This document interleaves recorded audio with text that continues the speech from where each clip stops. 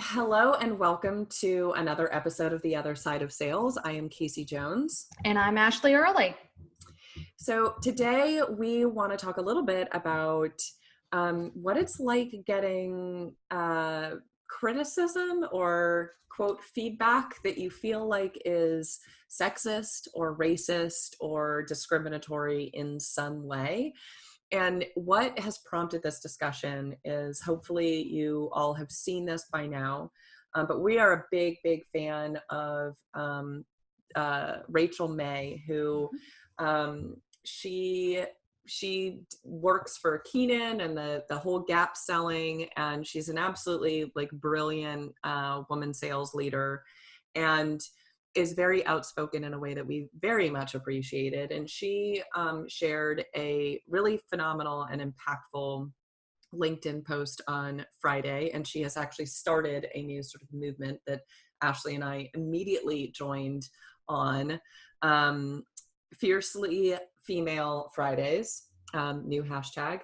But she shared her experience of getting some criticism or feedback from a coworker about a recent video that she had posted.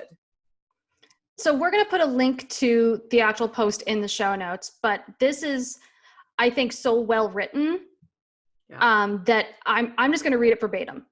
So Rachel posted on Friday, and for the record, we are recording this on Sunday. So we're recording this and it's going to be released in a couple hours. So this is how important we thought this was, that we took time out of our Sundays to get this live and on the air. So Rachel says, a while back, I posted a video that was a little different for me and that I did not bother get all dolled up. I just let it roll. Minutes later, I got a message from my former male coworker offering feedback, quote unquote. Unfortunately, his feedback included, pull your hair back, dress it up a bit, look more polished, avoid slang. I can't lie, it stung a little, but why? Because it hit a wound. See, and I'm sure a lot of women can relate to this, I had avoided video in part because I feared being judged by the way I look. We have been taught since birth that much of our value or much of our worth rests in our appearance. It took a lot of hard work to declare my own value. Somewhere deep down, I still feared people would only listen to me if I was perfect. But perfect can flip off. I have things to say and no time for a flat iron. I'm too busy out here raising a Gap-selling army to deal with sexist nonsense. Nobody is sliding into dudes' DMs telling them they need to shave their face. So I'm going to keep showing up in all my many forms. I'm on a mission and no sexist BS is going to stop me. Ladies and gents, don't let your insecurities stop you from sharing your ideas. Bring your messy buns and your bare face. Your value is in your contribution. So Kasey and I both read this, and I think we both had the same reaction, which was A, yes, been there, and B, just Fiercely Female Friday. I love that. That's such a great hashtag, and we're going to make it a thing. So first, we both posted our own bare-faced videos. And I'll say this, I haven't gotten a ton of traction on it yet because I posted it at like 5 o'clock on Friday, but it's terrifying to stare into your phone screen at yourself, knowing that you don't look the way you want to look on video. I avoid video like the plague. I even have, Kasey can vouch for this, I've resisted recording these with video because I don't want to. I never am happy with how I look. It's my own insecurities coming to the forefront. If I'm going to be in front of a group, if I'm going to be doing whatever, I don't want anything to hold people back from hearing what I have to say. And I feel like the only way I can do that is if I've got my hair right, unless I'm rocking a full Lizzo song, basically.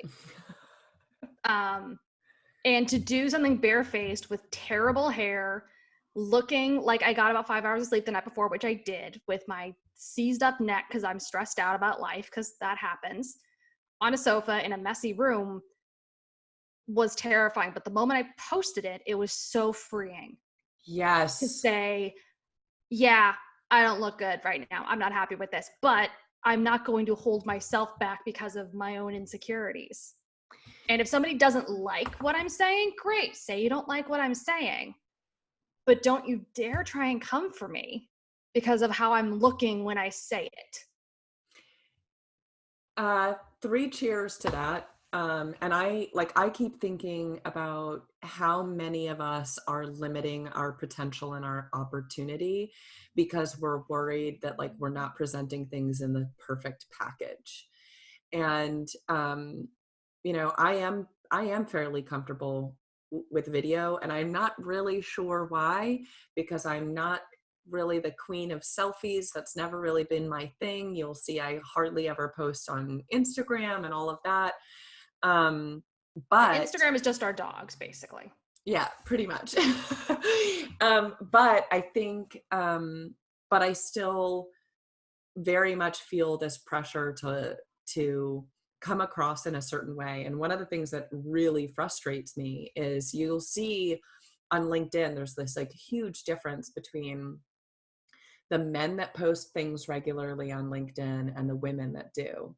Mm-hmm. And you'll notice that the men kind of run the gamut in terms of how good looking they are, what they're wearing, whether they're clean shaven, how put together they are, how professional their setup is. How professional their setup is. And women, it is the vast majority of women that post regular videos on LinkedIn are usually extremely good looking, have absolutely flawless makeup, their hair looks perfect, and they've got an aesthetic that is, I think, really intimidating. And it's consistent. You never see them without that up. Exactly. And I think, one of the things that's really frustrating about this, and that is really telling that like, yes, indeed, this is sexist, is especially in the sales community, there are men who have big followings and a lot of reach that never post a video where they're not in a t-shirt. Yep. John Barrows is a great example. We all respect the hell out of him. He always is wearing a t-shirt. No one is like, hey, John, you really need to class it up. And there's other men that they post videos where they are sweaty and on a treadmill.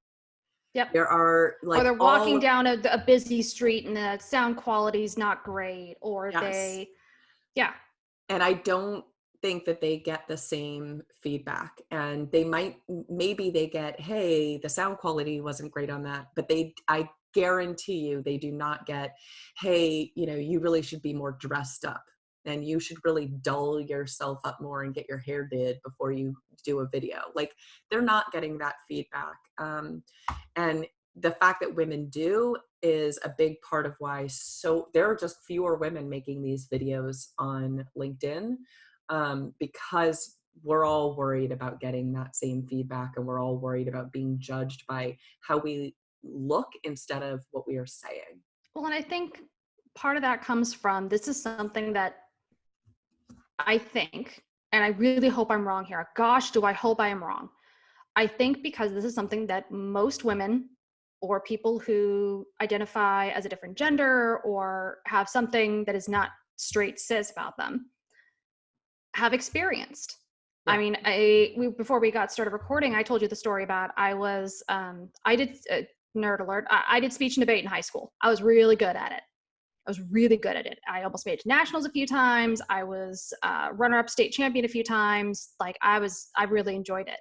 And I was very, very good at it. And when I was a sophomore, so I was 14, 15, I went to a competition. I did fine. I did great. I think I was like runner-up in the novice category. So it was like my first time doing this specific event.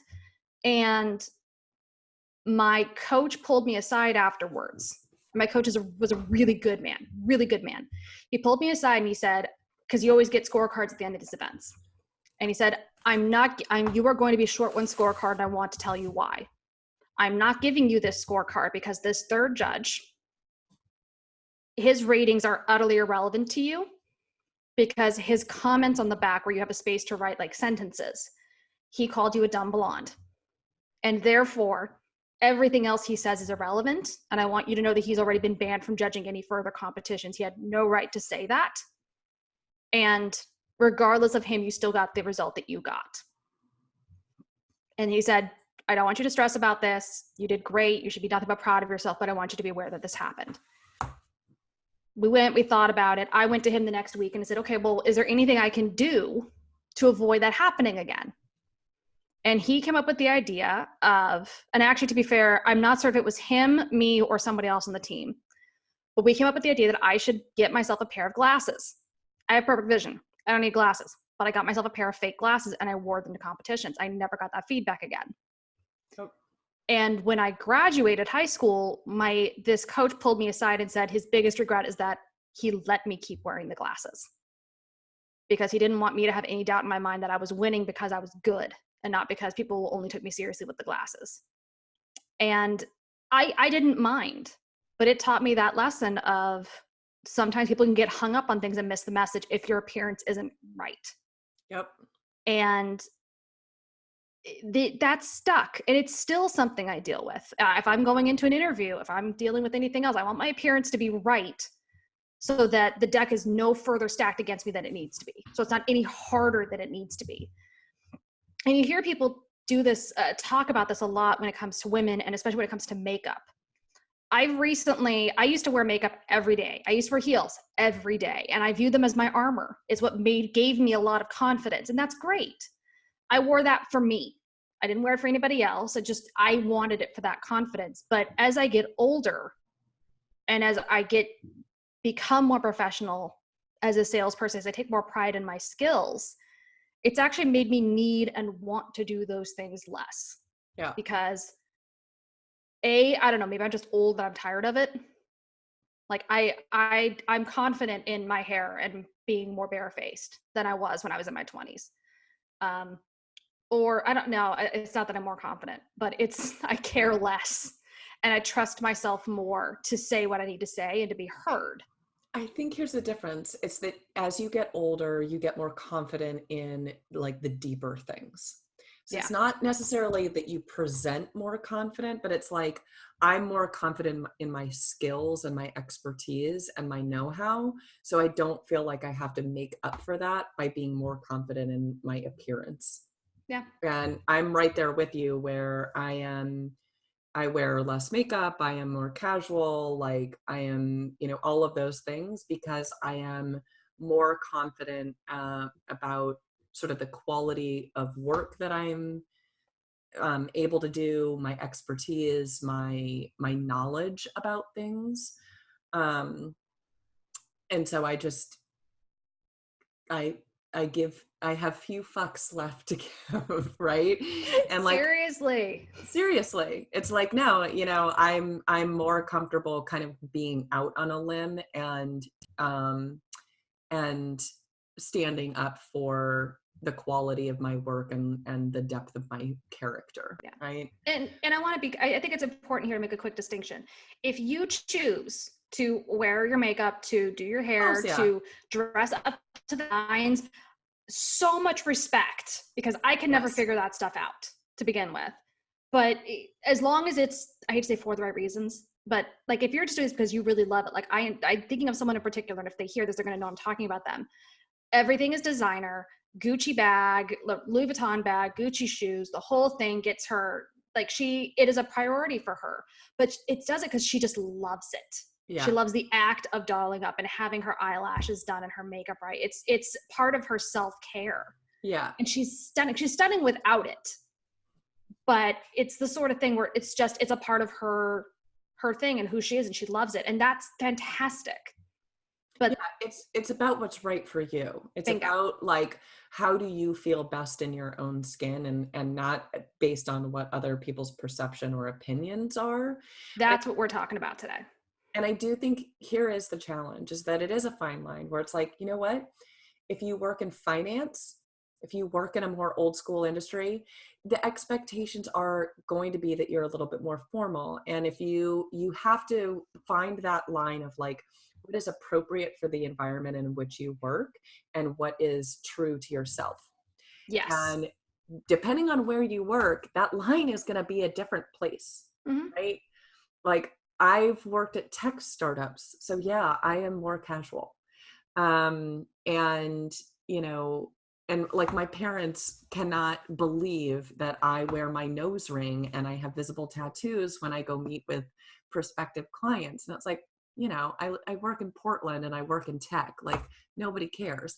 But if I were, It's I don't almost know, expected. Like, it'd be like, I would look seriously, weird that I don't have these things. seriously. And if I were living in New York and working in finance, it would be a different thing. And so you do have to understand that, like, all of this is sort of relative to the context in which you work, and in the context of who you are as a person.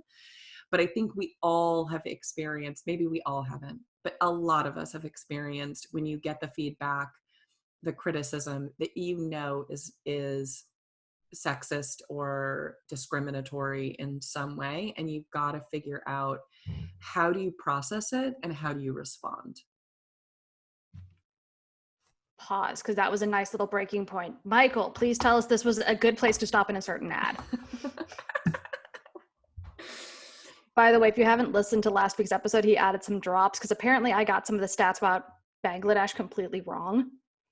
So he added some drops to like edit it, and it's kind of funny. You should go listen to that. That's funny. So I'm thinking we come back for this next thing. I think we just almost start with what makes it sexist and then go into the tips.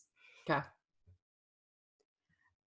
All right. So we talked about, you know, we've all gotten the criticism. What is our definition of sexist criticism here? And I think, like, if I go back to my own story, what made that him calling me a dumb blonde sexist, A, dumb blonde is sexist, and a bunch of other stuff. But B, I think what really teed it off is the fact that it had nothing to do with what I said or how I delivered it.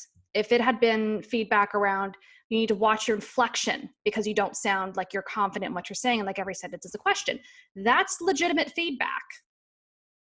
Calling someone a dumb blonde is not.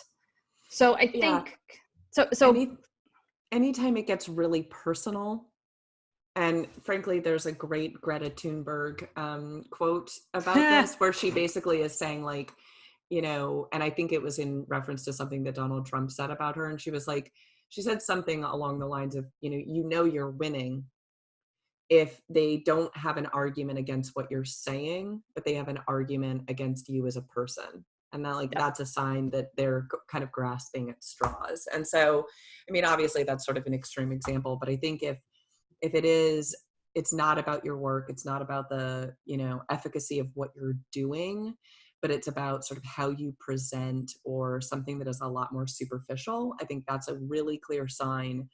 And I think the other is, would they ever say something remotely similar to a person who doesn't look like you?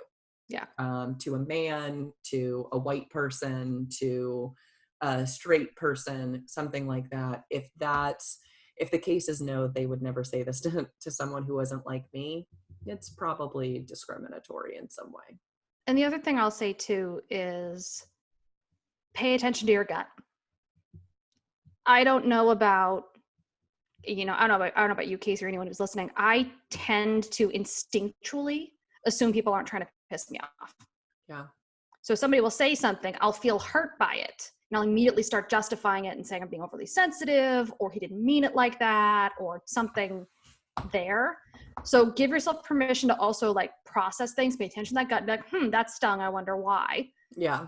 And process it later. And I think this comes to kind of tip number 1 that we came up with, which is, and I know we keep harping on this, maybe it's a theme of the month, but the importance of having a network, having your tribe that you can reach out to, text, call, whatever, just, hey, so-and-so just said this to me.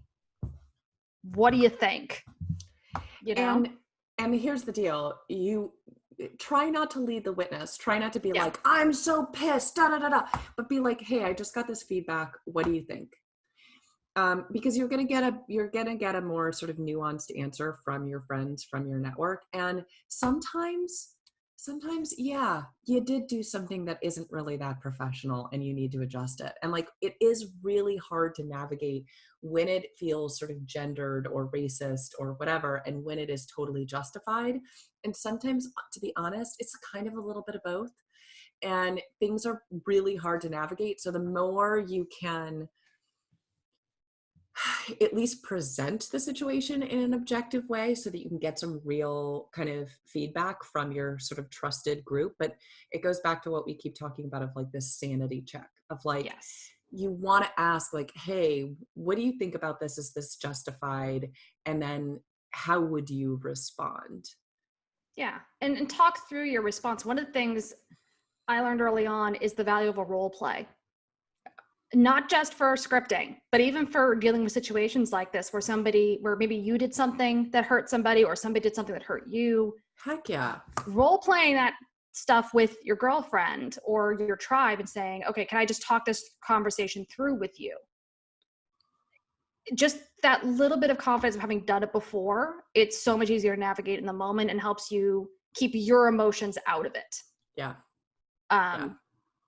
Super, super important. That's the other side of this too, is figuring out how to move past it. Exactly.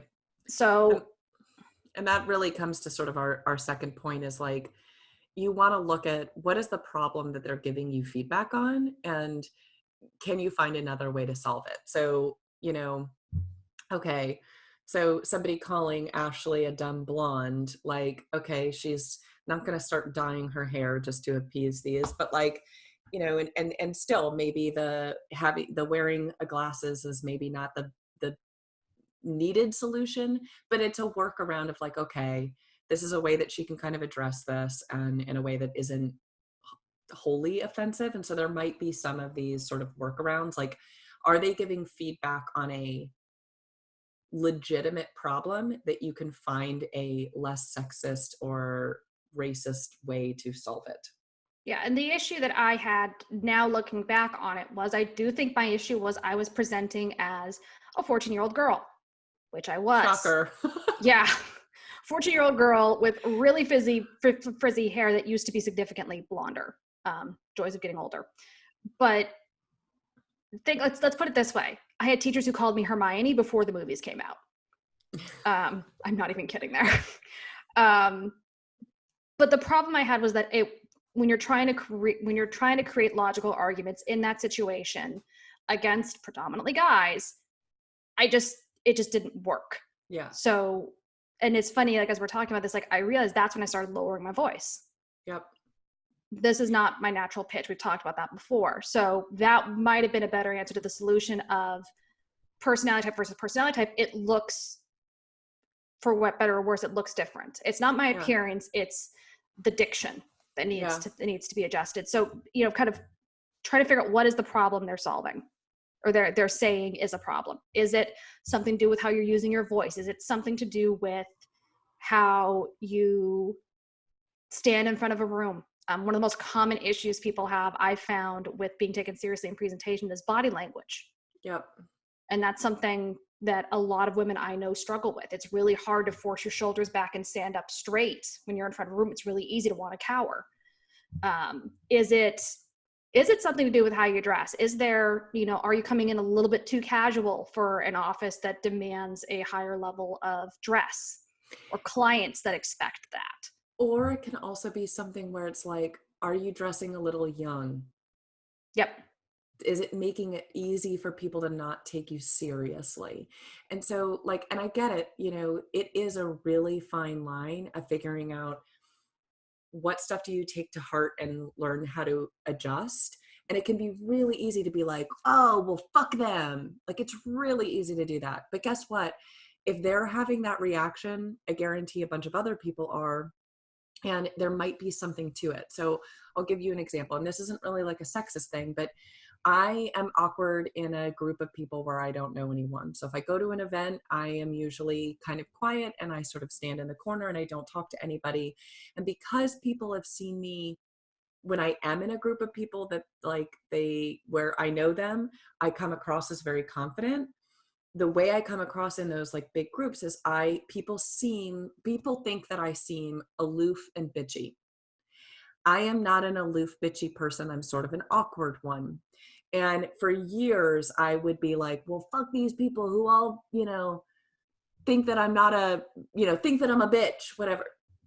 You know what? I actually learned over time, okay, I smile more in events, even when I feel awkward. And I get that feedback a whole lot less often. And so it's worth like listening to it and understanding, is there something that you're doing inadvertently that is giving you this feedback, and is it worth making an adjustment? And sometimes the answer is no, it is not, and it is their problem, not yours. Yep. But you've got to be willing to really take a hard look at it in terms of all the other feedback you get, all the other struggles you're having when it comes to other people, and make that decision for yourself. Yeah. And then I think once you've arrived at that point, you've figured out the problem, whether it is a problem or isn't a problem, you've checked with your network and stuff, then that's when you then you have the ability, at least I feel like, where it's a lot easier to let it go. Yes. Okay, I have a change I'm going to make. Okay, that was just sexist bullshit. Not my problem, moving on. Yes. But it's getting to that point that's really important, because then you can let it go. Then it turns into a funny anecdote you tell in a pod 10 years later. Yes. Or whatever else. But you got to work through the process. And that's the other thing I think I'd mention is this is a process. Yeah. This is a process. And sometimes the answer is it was sexist. Sometimes the answer it wasn't. Sometimes we're all human. We all react to things. You've got to have your tribe, and you've got to work through the process to get to that end game, just like everything else in life. And keep in mind also that, like, you might at this point, you might get this kind of feedback and be like, no, this is worth ignoring. And then like a year or two later, you realize you've gotten some version of the same feedback a couple more times, and you take a different look at it. Like, there's always going to be this evolution, and you'll learn more and more about what you are comfortable with and what it means to be staying true to yourself. I'll be honest, like when you're like 24, I don't think you know enough who yourself is to really, really know how you're staying true. And so it's like, I think early in your sales career or in your life or in your 20s, I think you know who you are. I think what a lot of people don't realize is who you are is going to change about 4 or 5 times. Oh, without a doubt. At least in the next 10 years. Yes. So It's not that you don't know who you are. It's who you are right then is just that. It's who you are right then. And yeah. But I will also say though that like sometimes when you are early in your career, who you are at work, like what it means to be the professional version of you're still very much figuring that out, because you don't necessarily know what direction you want to be going in or what you want to be doing. You might know some things, but you also don't know others. And so like being willing to sort of learn from others and kind of evolve that, I think is worthwhile. But you've got to be able to kind of decipher when that feedback is valid and warranted and is designed to help you, and when is it somebody who is just sort of, I don't know, trying to minimize you as a human. Yeah, and I think it's interesting that brought up a really kind of funny point. I hosted a conference. I don't know if I've told this anecdote before. I hosted a conference this past summer in August, sales development conference. And it was the first time I have worn my hair in its natural curly state at an event. And I've curled my hair before for events, but usually I flat iron it because I just need to know that my hair is under control for the day. And this was the first time I'd ever done it naturally curly. And I was far more stressed out about that than I was about being in front of 600 people. Way more stressed out. Like I think I sent my husband 5 or 6 photos of myself from different angles to make sure that it was okay. And nobody noticed, nobody cared, except for about 3/4 of the way through the day. I'm running out, taking a break in between speakers, and a girl comes up to me and she asked if this was my natural hair. And I said, yep, actually it's the first time I've ever worn it like this. And it took me a second to realize why she was asking. And it occurred, and as I'm looking at this girl, I'm like, oh my gosh, she's had her hair flat ironed in the past 24 hours. And it was this moment of, and she said it, and she's like, it's really good to know that I can look professional and still wear my hair natural in a way that's much more comfortable for me. Yeah. And it's fascinating because I don't know that I would have been able to do that even at 2024. Granted, I didn't know my hair could do this back then. But it's gonna change, and it's still changing. Yes. And it's about owning where you are and in the environment that you're in. And understanding the environment is the other side of this. Yeah. My hair being the way it is, if I'm going to do a boardroom presentation or to talking to VCs or something that's really, really important with a bunch of people who I know are going to be in suits, I'm not going to wear my hair down. That sends the wrong look, I think. I'm going to be in my suit and my hair is going to be up. because I want to match that room, because that, to me, at that point, it's a show of respect for the situation, not just how I'm presenting myself. But that brings up a really interesting now pivot to, if you get that sort of criticism, if you get that sort of feedback, you know, does that say something, not just about that specific moment, Yeah, but does it say something about the overall environment that you are choosing to engage in every day? yeah. So, And I think it really, really does. And I think then you have to take that next deeper step of, is this the right environment for you? So I know myself well enough to know that I don't think I could ever work in a place where the fact that I wear a really small nose ring would be a problem. It just wouldn't. I'm the kind of person that if that's a problem, then the fact that I drop the F-bomb on a regular basis would probably be a problem also. And it means it's probably not a conducive work environment for me. And so you have to kind of look at those things. And sometimes it means, hey, this just isn't a fit. Sometimes though, if this is a way more like egregiously sexist comment, sometimes it's, hey, this is not just not a fit, but it's not right. So I'll give you an example. Like, and I told Ashleigh this before we started recording, you know, my most egregious example of this is when I was in my early 20s, I was working for a boss who, he was my boss's boss, but he was known for having just like this insane temper and being incredibly difficult to work with, and kind of made all the managers miserable. And I was doing really well, and I got an offer to become a manager. And I decided to turn it down because lots of reasons why, but it was not the right fit, not the right environment, and frankly, not the right pay and compensation for doing a lot of extra work. So I said no.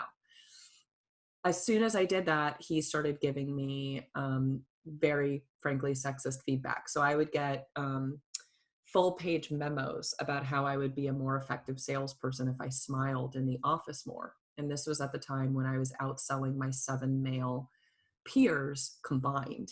I want to highlight this again. So you are 7 times more effective than the person directly below you on the leaderboard. Yes. But you're getting full page memos saying you should smile more, you'd be more effective. Yes. Oh, that's and fun. I think everybody that knows me at all knows I'm a really smiley person. So it was really, you know, my read was just, he was super pissed that I had turned him down for this manager position and was going to let me know in a bunch of different ways. And so to me, it was like, it was one of those things where it was like, that was just the final straw. And it was really obvious that I was in a pretty toxic work environment and I needed to leave.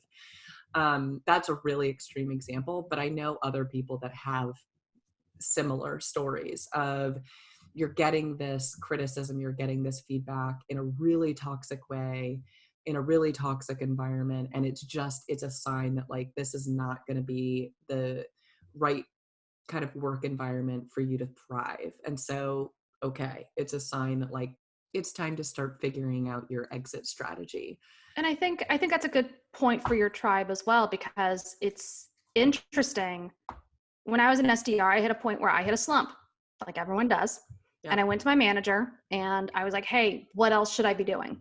The one piece of advice he had for me was smile more on the phone. Literally, that was it. That was his one piece of advice. But that was an example of some bad advice. Well, it wasn't bad advice, but it wasn't good advice. People can hear you smiling on the phone, and I get where he was coming from. But that wasn't, I think it was sexist, but that was a very healthy environment. Yeah. So you look at my duration of experience with this person who I still consider a mentor, I doubt he even remembers telling me this. Yeah. And he's given me so much other good advice in my career. Yeah, that wasn't the smartest thing he said. But it didn't mean that it was a toxic environment. It didn't mean that he was a toxic mentor or that this was something I needed to get away from. It just meant, okay, I'm clearly not going to get the help I need from you in this moment. That's okay. I'll go get it somewhere else. And that's the other thing to keep in mind is like, and I think you bring up a really good point. Look at the totality of the experience. Yep. Sometimes people say things because they're distracted and they're having a bad day.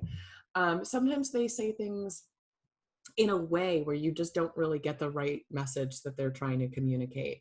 Sometimes they say it where it like comes off in kind of a negative way, but that's not really the intention. And you've got to kind of take a step back and look at them as a person And so you have to look at like, what does this say about the environment in which you work, the person who you're working for?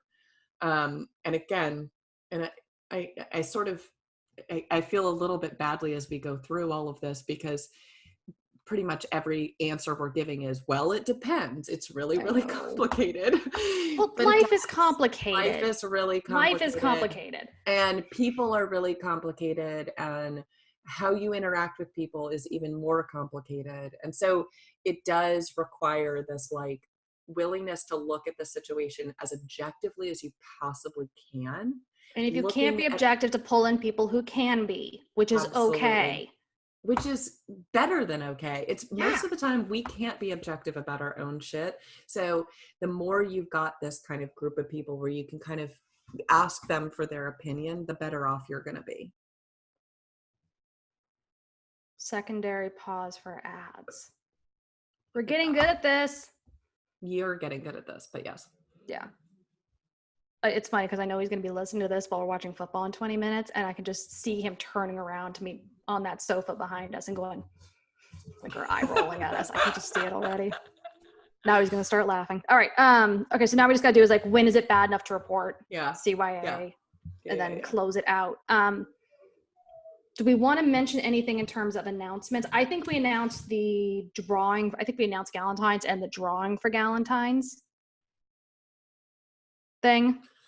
I think we need. Or do you wait? So I think we wait because I think we need to have more details with that. So let's wait until next week, but let's. Okay, so just the usual call to action, social, bravado. Yeah. And stay tuned. We've got a lot of big stuff coming in the next 3 weeks. Yeah. So definitely make sure you sign up to the website. Yeah. And leave reviews. Yes. Cool. We got another review. We're up to 17. Hey.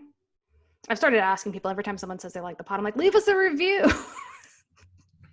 Yeah. And great. I think we need to do like, leave us a review and then please share it on social. Yeah. All right. Okay.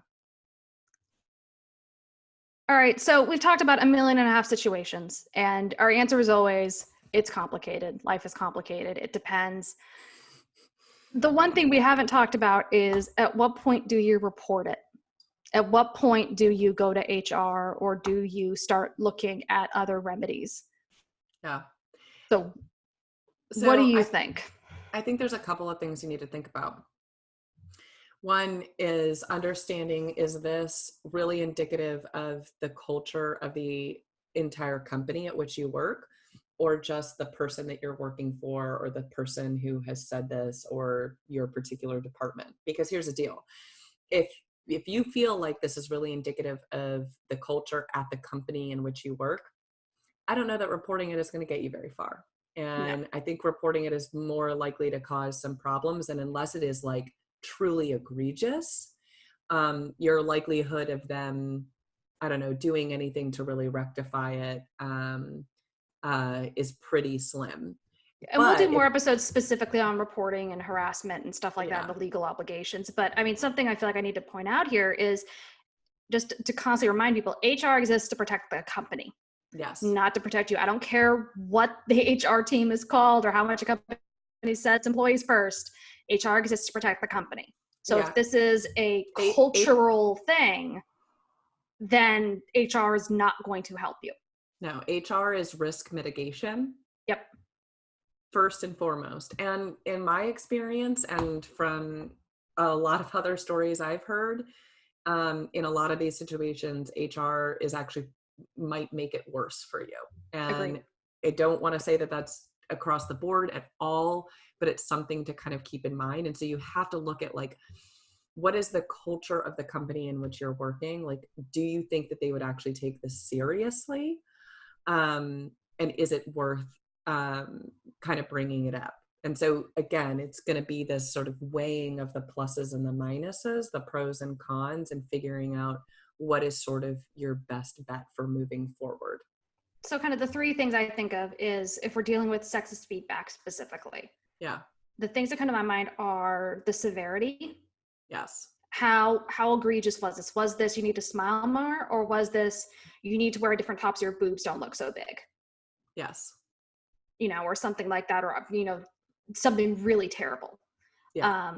So you look less gay, so you XYZ. Yes.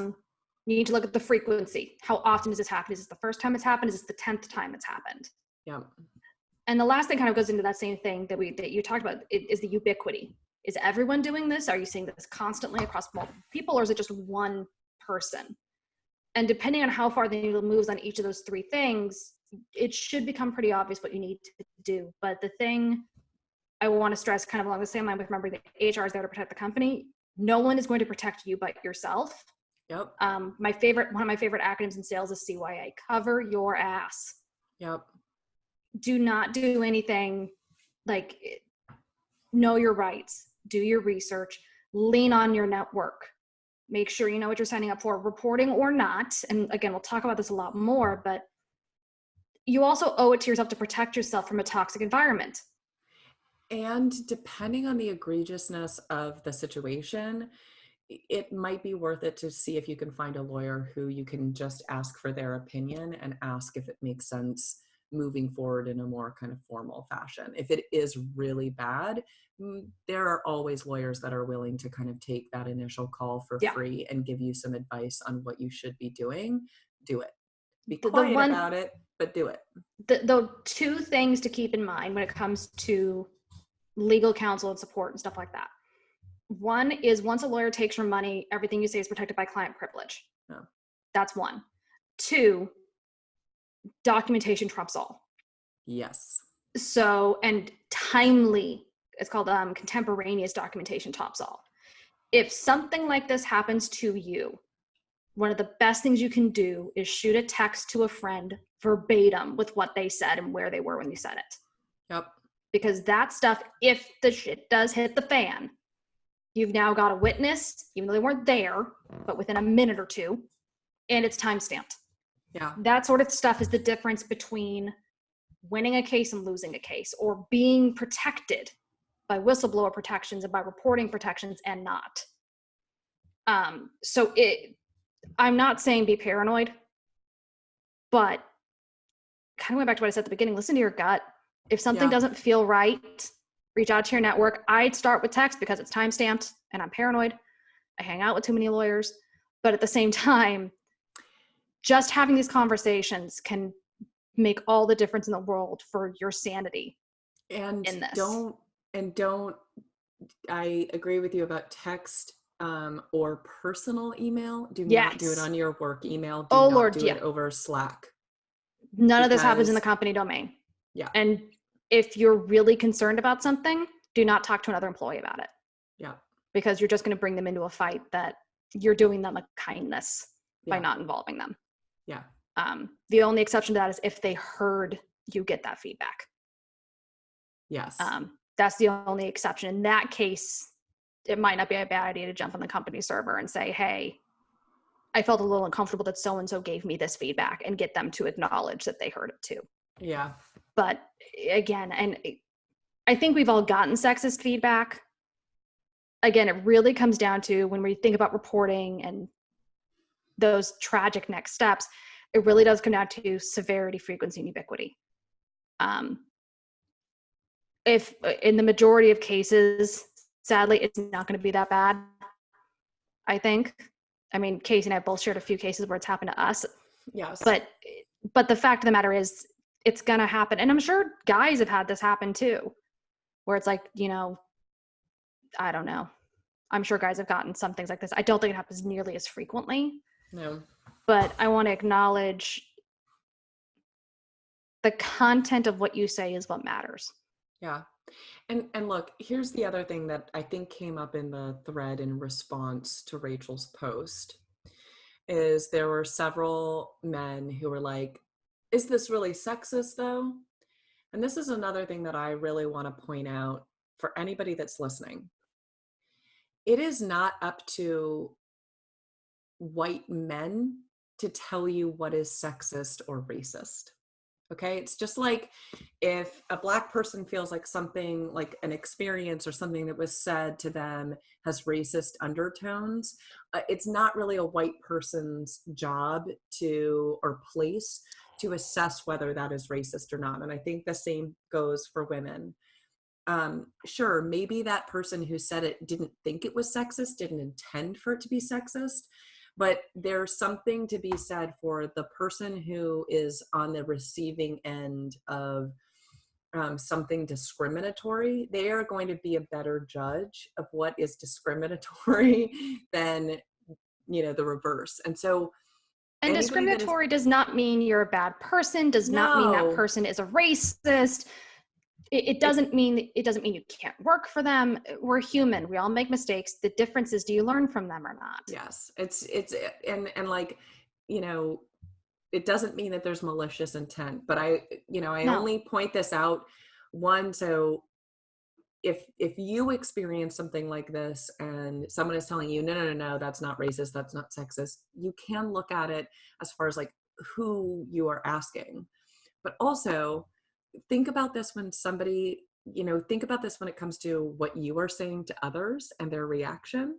And so for me as a white girl, like, I am gonna try very hard to not feel like I am going to understand what is racist and what isn't, because somebody who has experienced this, who lives it, is going to have a way better and way more nuanced understanding than I am. So also, just like as you go through these experiences in life, be willing to kind of check your own ego and your own, knowledge about what is and what isn't okay or discriminatory, and recognize that other people are going to have a different lens for this, and their lens might be a little bit more accurate than yours, and that's okay. All right. So that was heavy. We've dropped a couple heavy episodes in 2020. We're starting this off with a bang. Let's talk about the Rohingya people in Bangladesh and sexist feedback. This is great. Yeah. But kind of a rough pivot there, but there is a lot of big stuff that Kasey and I have planned for you, dear listener, dear viewer, dear whatever, in the next few weeks especially. So we have a few things we'd like to ask of you before we go. One is please make sure to sign up at our website, othersideofsales.com, to be alerted for all things Other Side of Sales. Please make sure to subscribe, like, and share the podcast, especially on iTunes and Stitcher. And I will also say Spotify, because it turns out we have a lot of people that are listening to the podcast on Spotify, which I hadn't predicted. So, or any other apps that I don't know about, because I just use what's easy and on my phone. Totally. And that my darling husband sets up for me. Yeah. But all those reviews and stuff, we actually have some stuff planned, possibly some giveaways around reviews. So please go do those now. We'll tell you more about those in future episodes. You can also always nominate people on our website, othersideofsales.com as well. You can follow us on LinkedIn. You can also hit us up on Twitter. Both Kasey and I are on there, as well as the Other Side of Sales account. And with that, hope you have a great week.